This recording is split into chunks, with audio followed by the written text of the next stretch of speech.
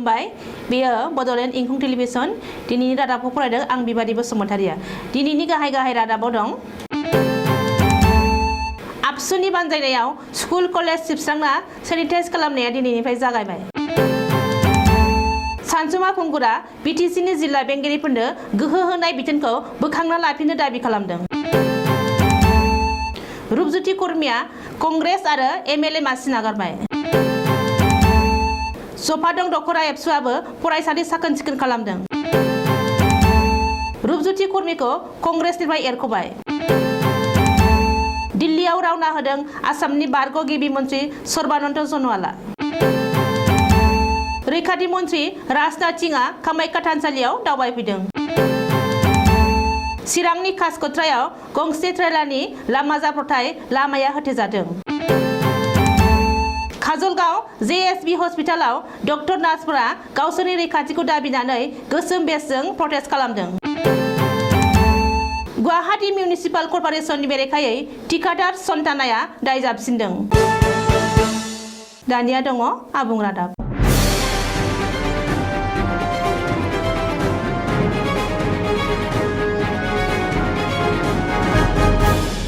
दुलाराय बर' फरायसा आफादा आदब आरो गुन गोनां सोलोंथाइनि मावथांखि mission skill and quality education बायदियै आसाम नाङैनो गुदि गेजेर गोजौसिन फरायसालिमा आरो मुलुग सोलोंसालिफोरखौ साखोन सिखोन खालामनाय हाबाफारिखौ दिनैनिफ्राय जागायबाय।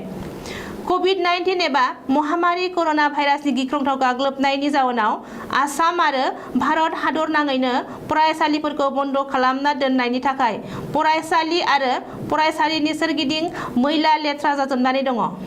बेखौ नोजोर होनानै आरो सरकारनि कभिड एसअपि बायदियै जुदि फैगौ गुसुं समनि गेजेरावनो फरायसालिफोरखौ फिन खुलिनायनि बिथोन होयो अब्ला फरायसाफोरा सोलोंथाइ लानायनि समखौ आद्रि खालामालाबानो फरायसालियाव थांना गोजोनै सोलोंथाइ लाहैनो हायो। फोरोंगिरिफोराबो थि समावनो फैनानै फरायसाफोरखौ फोरोंहैनो हायो आरो दिथागिरि आरो बिमा बिफाफोरा गथ'फोरखौ सानफ्रोमबो फरायसालियाव हगारहरनो गोसो जायो। बिनि थाखायनो बे हाबाफारिखौ दिनै दुलाराय बर' फरायसा आफादा आसाम नाङैनो मावफुंदों होननानै आबसुनि सुलुङाव फोरमायदों। मख'नो गोनांदि मिरु दुलाराय बर' फरायसा आफादनि बिथोन बादियै गासैबो जिल्ला आफाद, दखरा आफाद आरो दालाय आफादफोरा दिनै गावबा गावनि ओनसोलाव थानाय स्कुल कलेजफोरखौ सिबस्रांनाय आरो फोसाबनाय हाबाफारि लादों होननानै ससियेल मिडियायाव नुनो मोन्दों आरो मिथिहोनो हादों। फोरमायनाय बादिब्ला दुलाराय बर' फरायसा आफादनि गाहाय नेहाथारि कनिन्द्र बसुमतारिया बर' बाजाराव थानाय बर' बाजार गोजौसिन गेजेरारि फरायसालियाव बाहागो लानानै हाबाफारिखौ मावफुंनायजों लोगोसे बेखेवनानै होयो। लोगोसे मिरु आबसुनि गासैबो दैदेनगिरिमोनहा गावबा गावनि खाबु बायदियै बाहागो लायो आरो हाबाफारिखौ जाफुंहोयो। बिटिसिनि हेंथा दोलो बिपिएफजों लोगोसे माखासे आफादफोर आरो सांग्रां सुबुंफोर बायदिनो कक्राझार लकसभानि बारग' एमपि सानसुमा खुंगुर बसुमतारिया आरो बिथां दैदेननाय all India Bodo' people national league for Bodoland स्टेटहुडआबो बिटिसिनि दरब्रै जिल्लानि जिल्ला बेंगिरिनो गोहो होनायखौ गनायना लानो हायाखै। बेनि थाखाय सानसुमा खुंगुर बसुमतारिनि दैदेननायाव बिस्थिबारखालि all India Bodo' people national league for Bodoland statehood आरो गुबुन गुबुन सांग्रां आफादफोरनि जानानै बिटिसिनि प्रिन्सिपाल सेक्रेटारि सान्तानु पि गडमारेखौ लोगो हमो।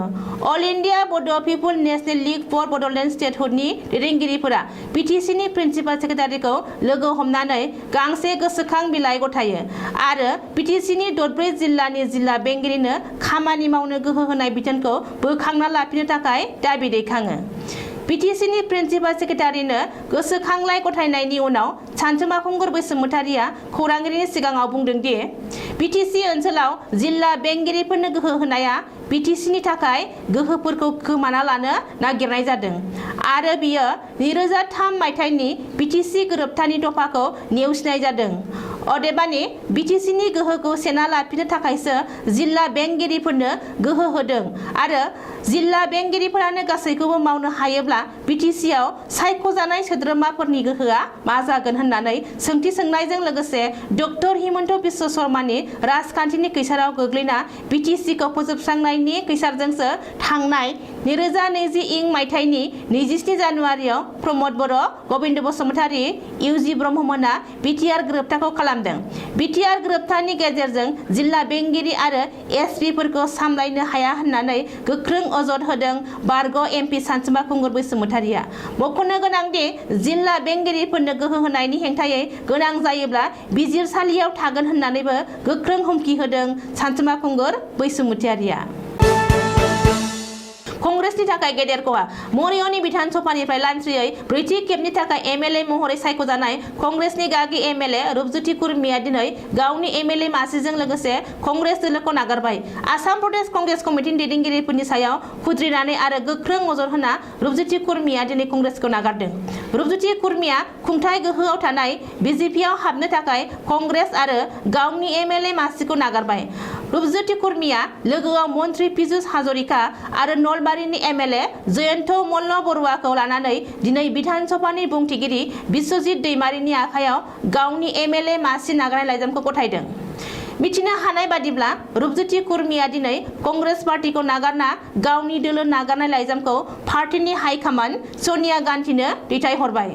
बेजों लोगोसेनो एपिसिसिनि आफादगिरि रिपन बरा आरो रकिबुल हुसेना प्रदेश कंग्रेसखौ फोजोबस्रांबाय होननानै रुपज्योति कुर्मीया दाबि खालामदों। बबेखानि बावैसो साननि गेजेरावनो आरोबाव कंग्रेसनि सानै एमएलएआ बिजेपिआव जयेन जागोन होननानैबो रुपज्योति कुर्मीया खौरांगिरिनि सिगाङाव बुंदों। मख'नो गोनांदि रुपज्योति कुर्मीया फैगौ समबारखालि गिबि मन्त्रि डक्टर हिमन्त बिश्व शर्मानि नुजाथिनायाव बिजेपिआव उदाङै जयेन खालामगोन होननानै मिथिनो हादों। बाक्सा जिल्लानि बेन्दोंआव थानाय जफादं दख'रा आबसुआबो दिनै मिरु आबसुनि बिथोन बायदियै आदब आरो गुन गोनां सोलोंथाइनि मावथांखि mission skill and quality education बादियै स्कुल कलेज फोसाबनाय आरो सेनिटाइज खालामनाय हाबाफारि बानजायदों।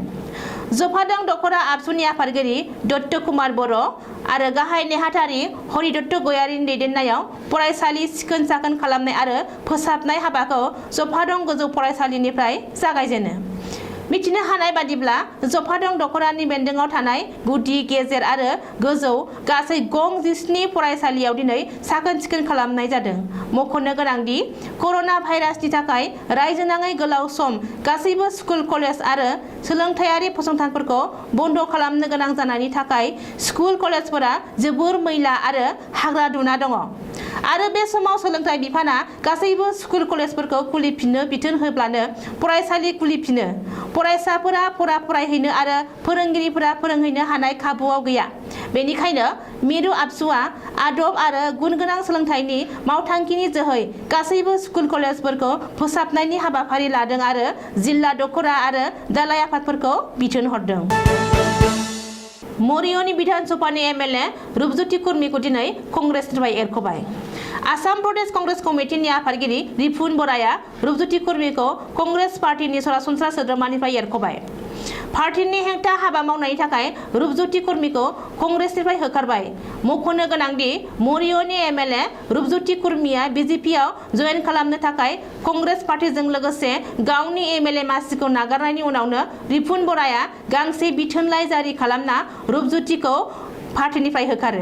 ओरैहाय एमएलए रुपज्योति कुर्मीया कंग्रेस नागारनायनि उनावनो गुवाहाटी नोगोरमा जिल्ला कंग्रेसनि आफादगिरि जुरि शर्मायाबो पार्टी नागारदों आरो एपिसिसिनि आफादगिरि रिपुन बरा आरो रकिबुल हुसेननि हेंथायै गोख्रों नजर होयो। रुपज्योति कुर्मीनि उन आरोबाव सानै कंग्रेसि एमएलएफोराबो थाबैनो पार्टी नागारगोन होननानै सावरायनाया सोलिगासिनो। साननैसोनि गेजेरावनो आरोबाव सानै कंग्रेसि एमएलएआ पार्टी नागारनो हागौ होननानै मिथिहोनो हादों।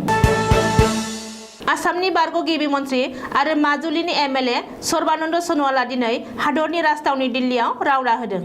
मिरु दैदेनगिरिफोरा हांख्रायनाय बायदियै सर्बानन्द सन'वालआ दिनै दिल्लीयाव थांदों। बेजों लोगोसेनो सर्बानन्द सन'वालआ माजुलि बियाबखौ नागारलांनो हासिगौ होनना सावरायनाया गोख्रैसिन जादों। बबेखानि बे दावबायनायाव बारग' गिबि मन्थ्रिजों लोगोसे मिरु मन्थ्रि सभा फेहेरनायनि बागै सावरायनो हागौ होननानै मिथिनो हादों। मख'नो गोनांदि थांनाय बिधान सभा बिसायख'थिनि उनाव गिबि मन्थ्रि मासिखौ नागारनायनि उनावनो सर्बानन्द सन'वालनो मिरुआ गोदान बिबान होनायखौ लानानै रायजोनाङै सावरायनाया जागासिनो। बारग' गिबि मन्थ्रि सन'वालनो मानगोनां बिबान होगोन होननानै बिजेपिआबो गले गले बुंथिगासिनो दङ। नाथाय नोजोर होनो गोनाङा बेसोदि मिरु दैदेनगिरिफोरा सर्बानन्द सन'वालनो माबादि मानगोनां बिबान होयो। आसाम आरो सा सानजा ओनसोलाव दावबायफैनाय रैखाथि मन्त्रि राजनाथ सिंहआ दिनै फुङावनो गोहोनि बिमा कामाख्या थानसालियाव दावबायदों। रैखाथि मन्त्रिया दिनै फुङावनो कामाख्या थानसालियाव दावबायहैना गावनि फुजिनायखौ बिमा कामाख्यानो बावहोयो।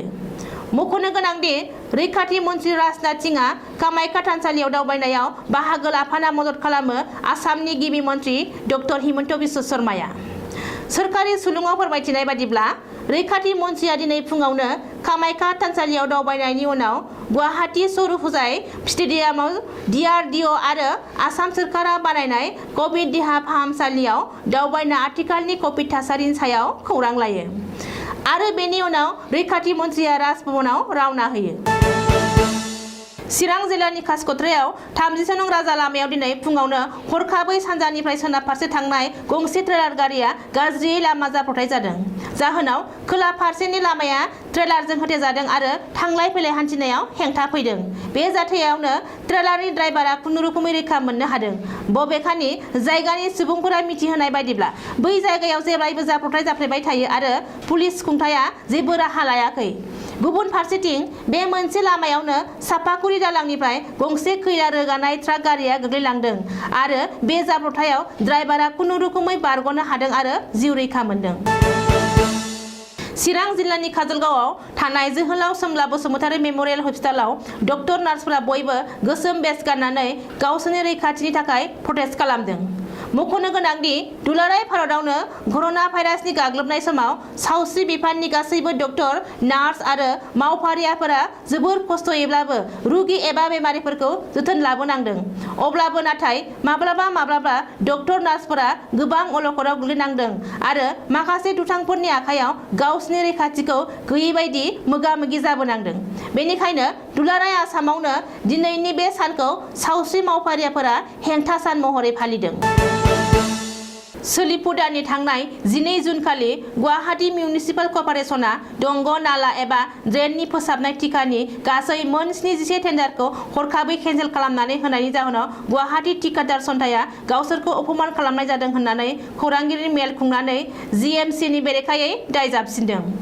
थिकादार सन्थाननि आफादगिरि अशोक कुमार राय मेधिया गुवाहाटीआव खौरांगिरि मेल खुंनानै बुंदों दि आथिखालाव गुवाहाटी मिउनिसिपाल कर्परेसना जाय टेन्डारखौ हरखाबै केन्सेल खालामदों बैफोर टेन्डारखौ थांनाय 17 मार्चनिफ्राय 26 मार्चसिम टेन्डार कल खालामदोंमोन आरो जायफोरा बे टेन्डारखौ मोननो हादोंमोन बिसोरो 12 मेआवसो वार्क अर्डार होदोंमोन।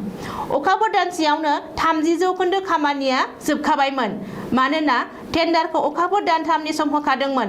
गुबुन फारसेथिं गोबां थिकादारफोरानो जायहा माखासे मेसिन एबा दाजेमफोरा गैजोबा बिसोरो गुबुननिफ्राय भाराबो लाबोदोंमोन।